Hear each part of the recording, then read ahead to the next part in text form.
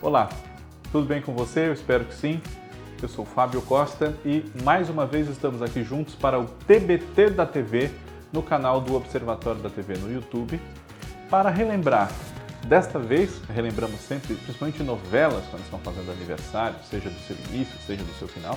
Desta vez vamos relembrar uma novela que está completando 35 anos da sua estreia agora nesse fim de 2022, mais precisamente em 9 de novembro, o aniversário dos 35 anos de Sassaricando de Silvio de Abreu.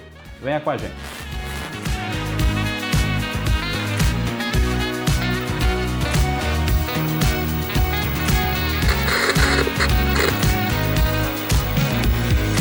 Como eu peço a vocês sempre, caso não sejam inscritos ainda no nosso canal, eu convido vocês a se inscreverem. Somos aí caminhando já para 51 mil inscritos, muito obrigado a todos. Comente aqui, sugira temas não só para os próximos TBTs da TV, como para os nossos outros programas. Quem sabe a gente não segue as sugestões de vocês, né? Curtam, compartilhem com aquelas pessoas que podem se interessar pelos assuntos que a gente trata aqui. E vamos juntos aqui de segunda a sexta, sempre um vídeo diferente, falando de aspectos do dia a dia da nossa TV. Sassaricando é uma novela do Silvio de Abreu, da faixa de 7 da noite na TV Globo, que veio depois de três grandes sucessos do autor nesse mesmo horário. Jogo da Vida, que estreou em 1981, Guerra dos Sexos, de 1983, e Cambalacho, de 1986. E nesse meio tempo ele ainda foi supervisor e autor do argumento de Vereda Tropical, em 1984, desenvolvida em parceria com Carlos Lombardi. Em Guerra dos Sexos, Silvio de Abreu juntou pela primeira vez dois ícones da dramaturgia brasileira que, incrivelmente, até ali nunca haviam trabalhado juntos e depois também nunca mais trabalharam juntos. Paulo Autran e Fernanda Montenegro. Em Cambalacho, ele fez, digamos assim, uma novela para a Fernanda Montenegro, ao lado de um ator que ela admirava muito, Gianfrancesco Guarnieri. E o trabalho seguinte, que foi Sassaricando, era a vez então de ele fazer uma novela para o Paulo Autran. Essa novela surgiu num momento em que Silvio de Abreu não estava na fila, digamos, do horário das 7 da TV Globo. Não era a sua vez de fazer uma nova novela e por isso mesmo ele já estava com planos na época de desenvolver um projeto com Marília Pêra, já falecida, a respeito de Carmen Miranda, salvo erro meu, um filme, escrever o roteiro de um filme sobre Carmen Miranda, produzir esse filme com Marília Pêra dando vida a essa grande artista. Mas e ela, então, terminaria a novela que transcorreu durante o ano de 1987, também às 7 horas, Brega e Chique, de Cassiano Gabos Mendes, e estaria livre para fazer esse projeto de Carmen Miranda com Silvio de Abreu, que não estava previsto de entrar no ar com nenhuma novela tão cedo. Cambalacho foi em 86, fazia pouco tempo. Mas mudanças na TV Globo naquele ano de 1987, algumas novelas que estavam previstas não foram feitas, enfim, acabaram fazendo com que a casa solicitasse ao Silvio de Abreu uma nova novela para substituir Brega e Chique, que foi dirigida por Jorge Fernando, àquela altura já um parceiro do Silvio de Abreu. O que aconteceu então foi que Sassaricando, a história que surgiu dessa antecipação da volta de Silvio de Abreu ao horário, não teve a direção do Jorge Fernando, porque senão ele emendaria duas novelas, Brega e Chique e Sassaricando. A direção coube então a Cécile Thierry, falecido recentemente, um ator e diretor já em teatro havia algum tempo e que na televisão também já dirigia, mas não havia dirigido novelas. No decorrer dos anos 80, ele havia sido diretor do programa de Jô Soares, o Viva o Gordo, que ia ao ar às segundas-feiras, e também atuou como preparador de elenco em novelas como Pai Herói, de 1979, uma novela da Janete Claire. Mas Sassaricando seria a sua primeira novela como diretor-geral, com a sua assinatura, e a protagonista, a atriz que vivia a personagem feminina principal da história, era a mãe do Cécio, Tônia Carreiro. Mas vamos nos aprofundar na personagem dela e nas outras personagens femininas centrais já já. Sassaricando contava a história de Aparício Varela, que era o personagem do Paulo Autran. No início da novela, ele sofre muito com a opressão, com a humilhação a qual ele é submetido pela esposa, a Teodora Abdala, interpretada pela Jandira Martini, que é uma tirana, uma mulher que ela o detesta, mas ao mesmo tempo mantém aquele casamento por conta de convenções, até de necessidades empresariais para tocar no dia a dia, a Tecelagem Abdala, que foi fundada pelo seu pai também das suas irmãs, a Lucrécia, que era a personagem da Maria Alice Vergueiro, e a Fabiola, que era a Ileana Kaczynski. Infelizmente, já falecidas as duas. Jandira ainda está viva, né? Com a Teodora, o Aparício tinha uma filha muito mal educada, muito petulante, muito grossa até, mimadíssima pela mãe e que não respeitava esse pai, a Fedora, que era a personagem da Cristina Pereira, personagem essa que foi criada pensando em ter a Regina Casé para sua intérprete. Não foi possível, mas a Cristina Pereira fez muito bem, ficou marcada na história da teledramaturgia a criação da atriz para essa Fedora, cujo nome vem de um filme do Billy Wilder, salvo erro da minha parte esse nome, Fedora, que é tão diferente. Aparício perde essa esposa. A Teodora morre no começo da novela, quando, pensando em matá-lo, matar ele, Aparício, o genro que acaba de se casar com a Fedora, Leonardo Raposo, que ela chamava de Leozinho, que era o papel do Diogo Vilela, pensado antes para o Ney Latorraca, arma uma explosão do avião e não morre o sogro, o Aparício, mas sim quem ele não planejava matar, a Teodora. Depois ele tenta matar Aparício várias vezes sem conseguir. Mas por que, afinal, o Leonardo se casa com a Fedora e quer logo se livrar da mãe dela e do pai dela? Primeiro do pai, né? O plano dá errado, enfim, acaba matando a mãe. Por quê? Essa aproximação do Leonardo, que não tem onde cair morto, é um bandido realmente, um marginal, ela acontece por intermédio do tio da Fedora, o Aprígio, irmão do Aparício, que é o papel do Laerte Morrone. Aprígio e Leonardo, ou Leozinho, enfim, Raposão, como ele era conhecido no meio da bandidagem, eles têm uma ligação com uma organização, quase que uma seita muito misteriosa, que tem como sede das suas operações uma boate, uma casa noturna. Essa boate é frequentada pelos seguidores de Ela, uma entidade cercada de mistério, sobre a qual nós só descobrimos mais no decorrer da história do Sassaricando. E voltaremos a ela e a ela literalmente, e a essa boate. Mas, além da família do Aparício, nós temos uma outra família de muito destaque em Sassaricando, que se cruza com a família Abdala Varela, que é a família de uma afegante espanhola, a dona Aldonza, que é o papel da Lolita Rodrigues. Essa mulher foi tristemente abandonada pelo marido 20 anos atrás. Ele disse que ia comprar cigarro e não voltou até hoje. Esse marido se chamava Ricardo de Pádua, que era o personagem do Carlos Zara. E Dona Aldonza e o seu Ricardo tinham 4 filhos. O mais velho dizia que estudava medicina, mas era um picareta, o Jorge Miguel, papel do Edson Celulari. Uma moça que fazia de tudo para deixar de ser pobre, tinha vergonha de ser pobre, queria subir na vida, a Isabel, que era a Angelina Muniz. A Tancinha, Constância, que era o papel da Cláudia Raia, um personagem histórico que lançou a atriz de vez ao estrelato na televisão, acho que não é exagero a gente dizer isso. Uma moça que na novela se dizia que ela foi criada separada dos irmãos, quando o pai abandonou a mãe, os irmãos, cada um foi para o lado, pelo menos por algum tempo. E essa Tancinha foi viver com parentes do ramo italiano da família que falavam muito erradamente. Então ela falava muito erradamente, né? Até erradamente demais, inclusive. Mas isso se tornou a graça, o que fazia as pessoas gostarem muito da Tancinha, tornou-a uma personagem muito popular. E a irmã caçula, a Juana, que era a Denise Milfon.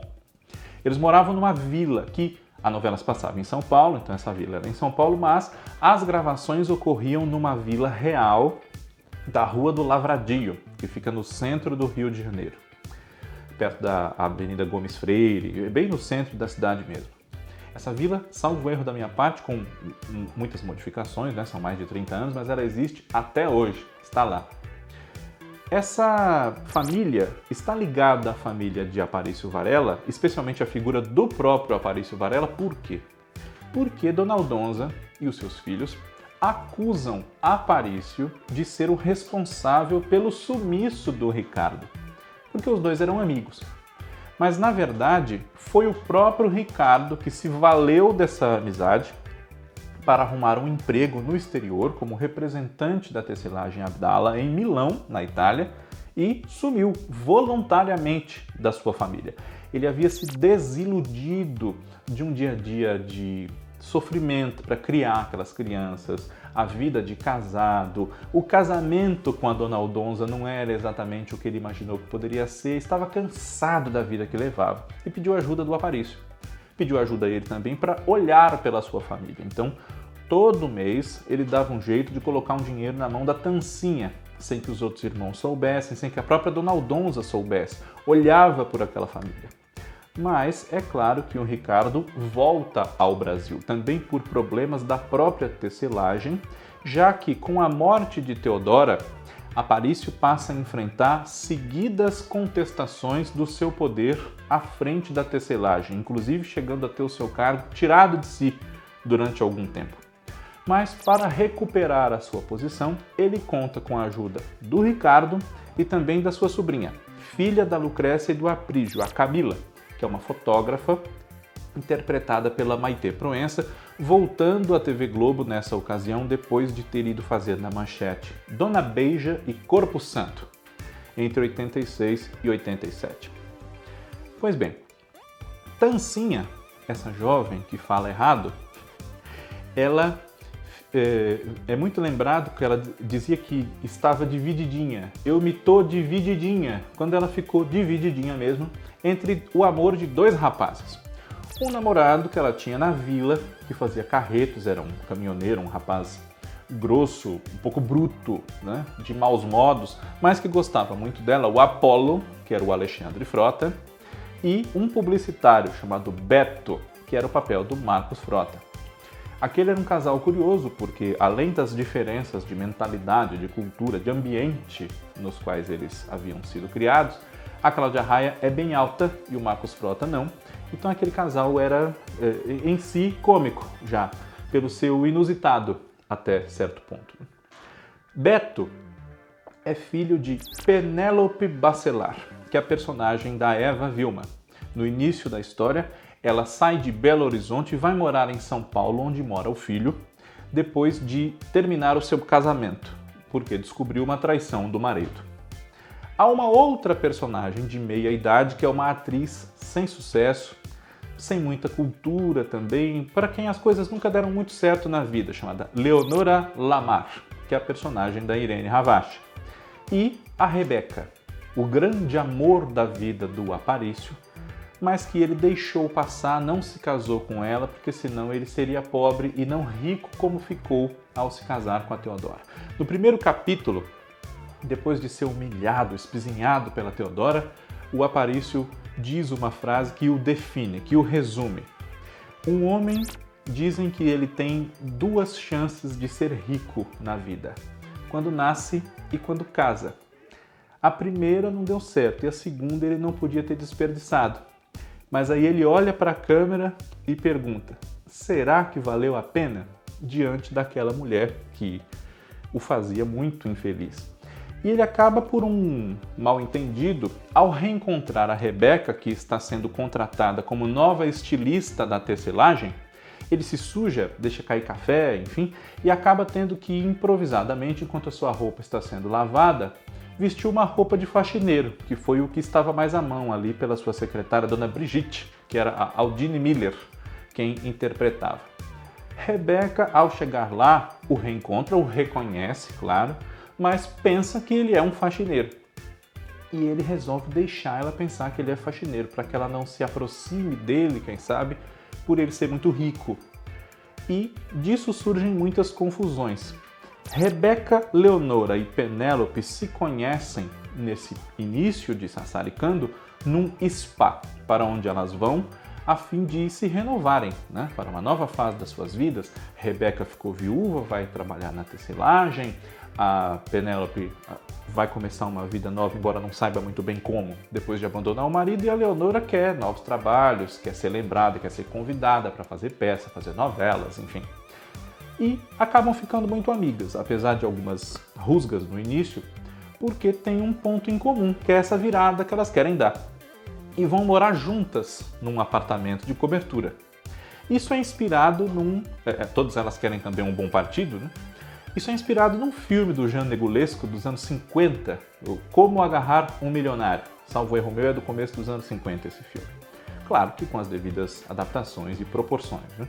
Mas o Aparício, ele resolve sassaricar, justificando o nome da novela, que vem de uma marchinha, também dos anos 50, 40 para 50, que foi eternizada pela Virginia Lane e na abertura da novela ganhou uma regravação pela Rita Lee. Ele resolve sassaricar e namorar com essas três ao mesmo tempo.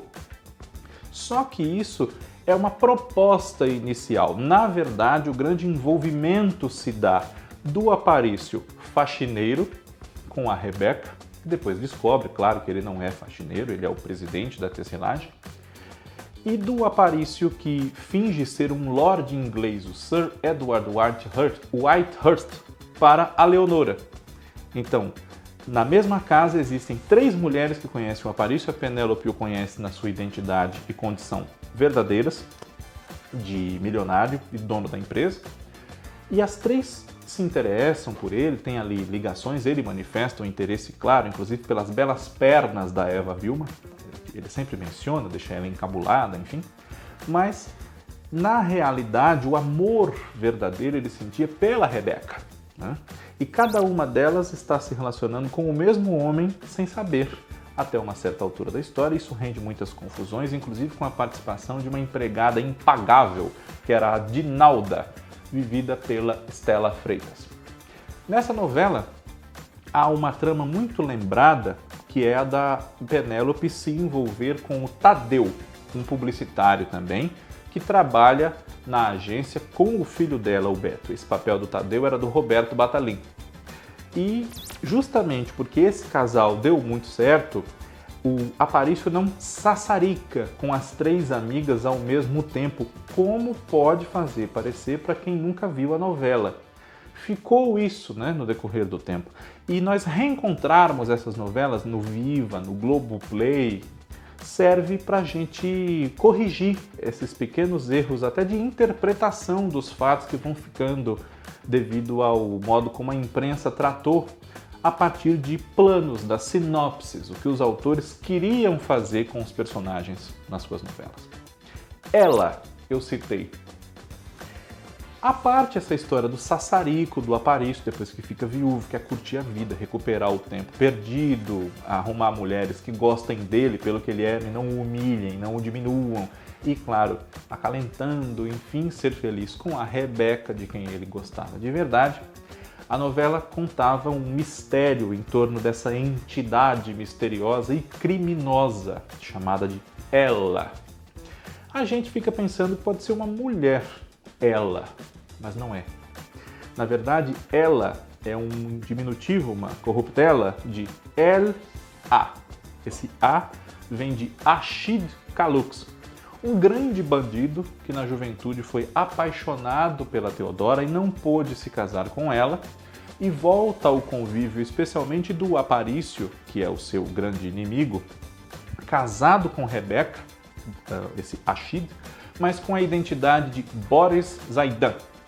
Esse personagem foi interpretado por um ator que fez pouquíssima televisão, participou de algumas coisas na TV Tupi, mas fez muito pouca televisão, Lorival Paris. E essa Rebeca, ele surge na novela casado com ela, que é uma grande decepção para o Aparício, claro, vê-la casada. Na verdade, não é a Rebeca verdadeira, é uma sósia envolvida com os crimes dessa organização criminosa que Camila e Guel investigam. Camila, filha de Aprígio, que é ligado a essa organização, lembremos. Gell, que fingia estudar medicina, na verdade revela-se um agente da Interpol. Pois é, envolvido com Camila e com a família Varela, enfim, não só pelas questões que envolvem o pai dele, o sumiço dele, do Ricardo, mas dessas obrigações que ele tinha de desvendar a trama de ela e que ele viu que estava ligado à família do Aparício Varela. Por que eu ri? Eu ri porque isso é muito inusitado, não é? Mesmo para uma novela, e uma novela das 7, nos anos 80, quando nós tivemos aí as maiores loucuras, os maiores desbundes desse horário, com as novelas do próprio Silvio de Abreu e do Cassiano Gabos Mendes, Tititi, Elas por Elas, Que Rei Sou Eu, enfim. Mas um rapaz que é um trambiqueiro ao som de cantando no Toró do Chico Buarque e que depois se revela de um falso futuro médico, um agente da Interpol porque estava à beira da marginalia mais grave, isso é fantástico, né? Por mais fantasioso que seja. E a gente sempre se lembra disso, uns gostaram dessa solução, outros não, mas não deixa de ser muito criativo, né? E o Gell desvenda o que há por trás dessa organização com sede na boate, uma boate que tem também a presença do Bob, que é o Jorge Lafon, a nossa eterna Vera Verão, fazendo essa participação na novela, uma participação bastante interessante, e que também abrigava ali um bandido perigosíssimo, que de inimigo se converte em amigo, podemos dizer, do Raposão, que é o Nicodemos, papel do Ney Santana. E nós não podemos deixar de explicar por que essa organização tem um quê de seita, não é? Justamente porque ela vai entrando na cabeça desses personagens de uma forma como se eles não conseguissem se livrar daquilo, a ponto de Brigitte, essa moça que eu citei, muito bonita, que de dia trabalhava como secretária da presidência da tecelagem, de noite ser dançarina nessa boate, nesse inferninho, chegou a ser amante do Aprígio também, né? E a Brigitte é revelada no final da novela como quem está por trás de um grande ladrão de joias, conhecido da polícia como Leopardo. Esse Leopardo roubava joias de pessoas muito ricas para fazer dinheiro, para sustentar o culto de ela, num templo secreto que havia atrás dessa boate. Pois é. E, claro, havia, além dos romances, a tancinha divididinha entre o Beto e o Apolo, o Adonis, que gostava da Isabel e depois acaba formando um par muito bonito com a Juana, o Tavinho, filho da Fabiola, que era o papel do Alexandre Lipiani, um rapaz rico, de família rica, mas sem dinheiro, porque a mãe havia sido roubada pelo pai dele, que a abandonou e fugiu com o dinheiro dela. Então eles viviam dos favores da Teodora e do Aparício, principalmente da Teodora, que era irmã da Fabiola. Esse rapaz, apesar da mãe dele não ter dinheiro nenhum, ela tinha muita pose e muitos preconceitos. E ela implica demais com um romance que ele tem com uma jovem muito boazinha, de muito bom caráter, mas porque ela é pobre, a Diana, irmã do Apolo e do Adonis, que era a Marcela Muniz, que nós agora em 2022 podemos ver tanto em Os Imigrantes, na TV Brasil, como a Maninha, como também no papel da Regina, a irmã mais nova do Soró, o Arnaldo Rodrigues, no Pompom Beijo Beijo. A Marcela, que é filha de criação do Lauro César Muniz, autor de novelas, né? Pois bem, essa personagem, ela deu uma dramaticidade a essa novela que é tão engraçada, tão tresloucada. Por quê? O público fica sabendo que é muito mais do que ciúme e desejo de controle que os dois irmãos sentem por ela ao também tentar impedir o seu namoro com o Tavinho. Na verdade, a Diana tem um problema seríssimo no coração e ela pode morrer. Ela é uma doença crônica e eles não querem que ela se relacione com ninguém justamente porque o tempo de vida dela supostamente é muito curto e vai tornar essa outra pessoa também muito infeliz. A brutalidade, a violência até com que eles afastam os possíveis pretendentes da Diana é uma forma de proteger a essas outras pessoas, sejam elas quem forem, e a própria irmã de sofrer, de se desiludir, porque, enfim, né? Então não deixa de ser bonito. É uma coisa que vem das inspirações do Silvio de Abreu em cinema também, ele que também é um profissional de cinema, embora a sua carreira tenha sido feita basicamente toda ela por televisão, mas é um dos elementos que a gente pode identificar de herança de linguagem, de narrativa, de propostas desses personagens do Silvio de Abreu que vem do cinema.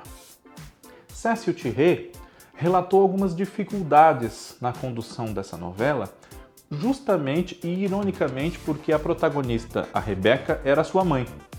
Ele tinha dificuldades de dirigir a mãe. A mãe mudava o texto e dizia a ele que você é meu filho, você não pode ir contra mim, você tem que estar a meu favor, não defendendo o autor. E isso dito não por mim, mas pelo próprio Cécio-Thierry, num perfil que foi traçado pela Tânia Carvalho, o perfil dele, mestre do seu ofício, publicado na coleção Aplausos da imprensa oficial.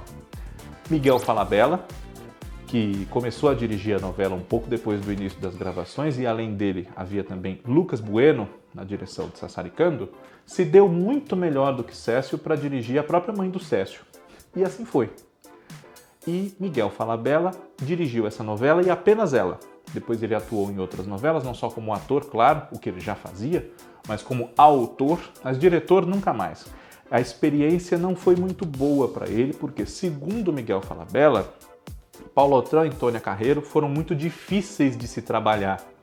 E ele não queria ficar lidando assim com grandes estrelas na condição de diretor em outros trabalhos. E de fato não repetiu isso, não no gênero novela.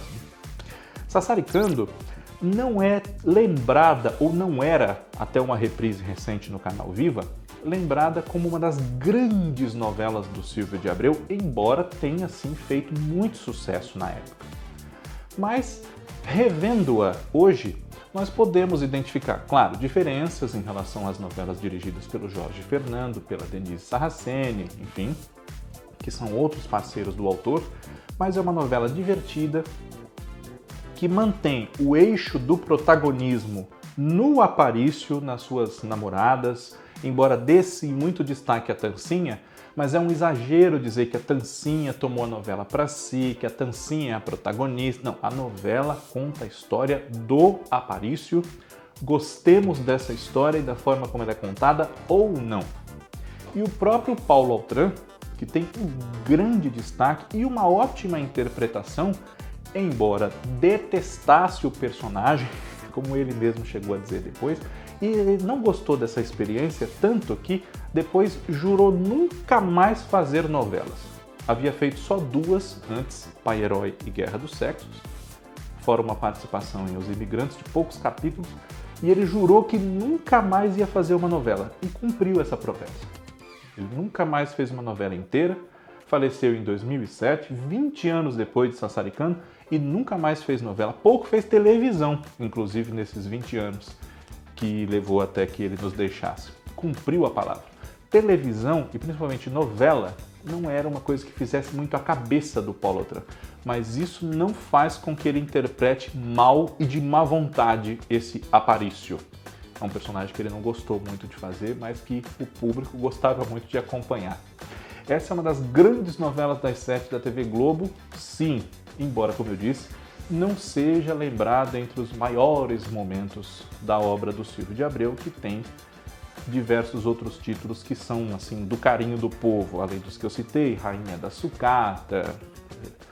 Mas merece que você a reveja ou a conheça, a veja pela primeira vez, Sassaricando, se você puder acompanhar no Globoplay, onde ela já está. Toda uma geração pôde apreciá-la melhor no canal Viva. Essa é uma oportunidade, mas nem tudo está indo para esse canal. Então acompanhe no Globoplay. Sassaricando, parafraseando um outro programa nosso aqui, das sextas, vale a pena. TBT da TV, semana que vem está de volta. Um grande abraço a todos vocês. Obrigado pela audiência.